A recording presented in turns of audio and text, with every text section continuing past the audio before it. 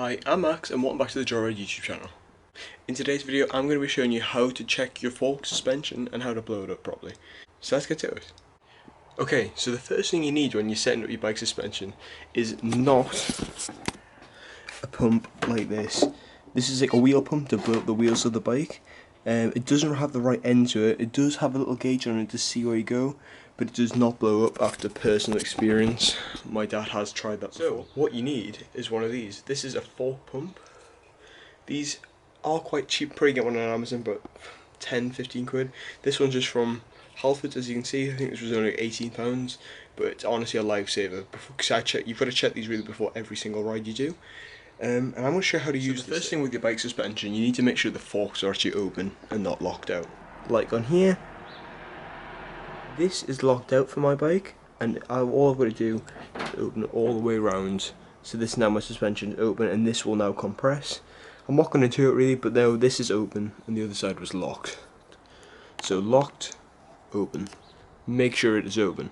The next thing you need to do is head over to the other side of the bike. So that yours probably be on. This is on my right side I'm riding, and this is on my left. You want to head over to this side of the cap here,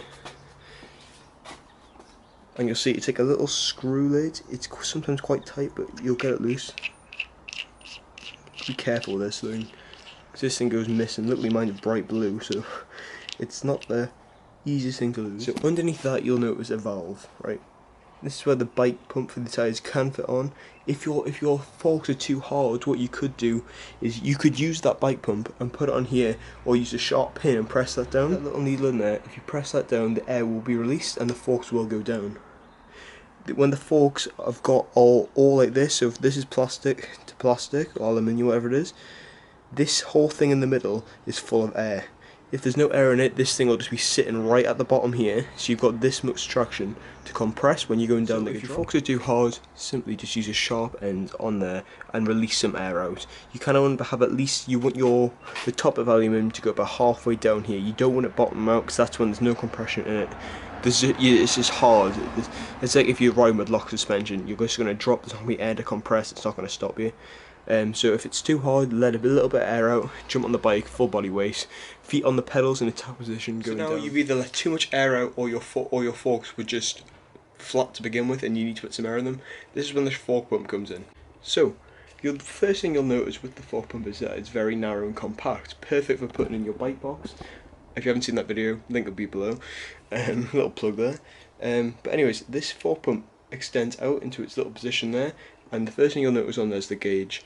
And the little thing, you've got to, when you're doing your forks, you need to really go on the computer and weigh how, there's a website, there'll be a website, I'll link the website in the description actually, that you need to go to, type your weight in kg, and it'll tell you what pressure you need your forks at, if you get me. I'm not going to bother like deflating mine, pumping the back up, because I don't want to mess it up, because we just spent hours perfecting it. But before every ride you should really be checking your suspension. So the other thing you'll notice on this fork pump is this little button here. This is, once this thing's attached to the fork pump, you press this button in and you hold it down, and air will be released out the forks. So if you really want to, you can pump it up to the max and then just slowly release air on there, and you can watch the gauge slowly go down. So now I'm going to show you how to attach this thing to the bike. It's going to be quite hard to do with two hands, but you'll notice this is what the nozzle end looks like. It's quite thick and this kind of screws on. You want to put this obviously on top of the fork and slowly twist like so. You'll notice how tight it gets. You got to go quite tight with it, obviously, because you don't want any air being lost in the process. Yes, it does go quite tight. There we go. So now that it's on there, but on here it shows you what percentage my forks are at. So you can see it's just above 50 right now. If I do press this button here, air should come out like that. Hear that noise? That means airs get released, and if I just slowly, I can't really do this with one hand, but you can just pump some air back into it, like I'll show you now. This thing is attached. Obviously that button there releases the air. I'm not going to put much air in here. I'm just going to put it up to that first white line. Bada bing, bada boom. Once it's on there and once you're finished, just leave the handle compressed, because it's not going to go back in because there's air flowing through this thing. We're going to then release it off the fork. just the opposite to how you put it on.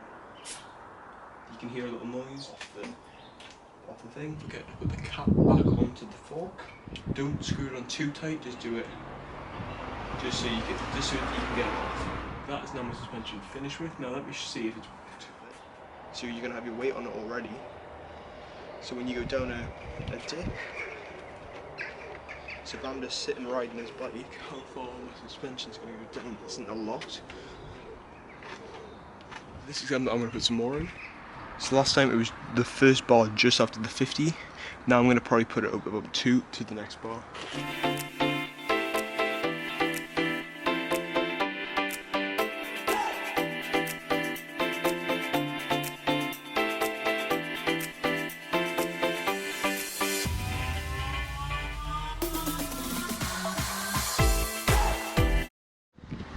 Let's try this again.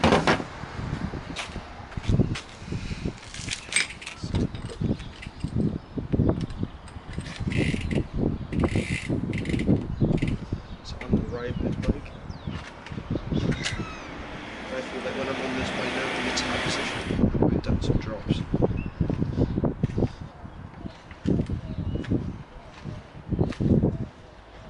That is now smooth.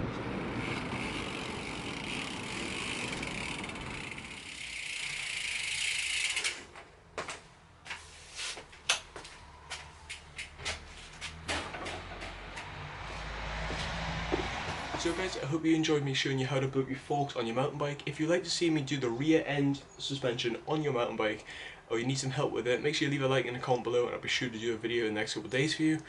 If you enjoyed this video, make sure you leave a like on this video and leave a comment down below for me. That'd be greatly appreciated. If you need any help with doing this, leave a comment below as well, or message me on Instagram. Instagram name is in the outro of this video and it'll be in the description as well. Anyways guys, I've been Max, this has been the Joyride YouTube channel. Peace out guys.